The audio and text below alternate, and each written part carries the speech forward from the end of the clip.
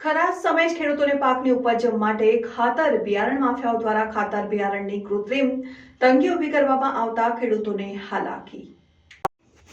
રાજ્યભરમાં ખેડૂતોને પાકની મોસમ આવે ત્યારે ઉત્પાદન સારું અને શ્રેષ્ઠ ગુણવત્તા મેળવવા ખાતર બિયારણ અને દવા છંટકાવ કરવો પડે છે, ત્યારે ખરાબ સમયે જ ખેડૂતોને પાકની ઉપજ માટે ખાતર બિયારણ માફિયાઓ દ્વારા ખાતર બિયારણની કૃત્રિમ તંગી ઊભી કરવામાં આવે છે અને ખાતર બિયારણ માફિયાઓ દ્વારા ખાતર ન હોવાનું કે ઘટ હોવાનું જણાવીને ખેડૂતોને ધર્મના ધક્કા ખાવાનો વારો આવે છે।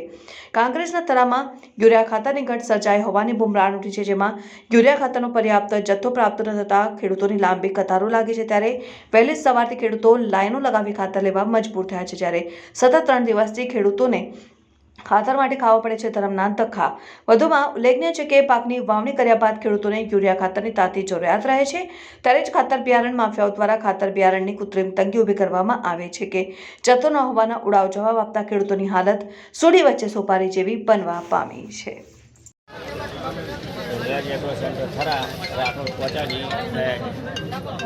મારે યુરિયા 560 બેગ આવી હતી। દરેક ખેડૂતને ન્યાય મળે એટલા માટે એક થેલી આપું છું, વિતરણ કરું છું વગર બોટલો આવી છે પણ કોઈ આપે નહીં, પણ એક થેલી આલી અને બધાને આપી દઉં। શું ભાવ છે ખાતરની? 266 રૂપિયા 50 પૈસા।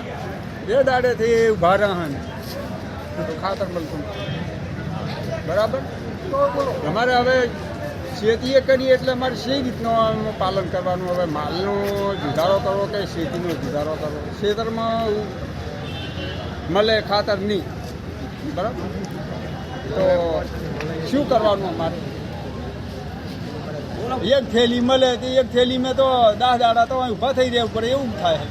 ઊભી રહેવાનું કઈ 3 દાડેથી ધક્કા ખરા છે। લાઈનમાં હું ઊભો છું બરાબર, અત્યારે હાલે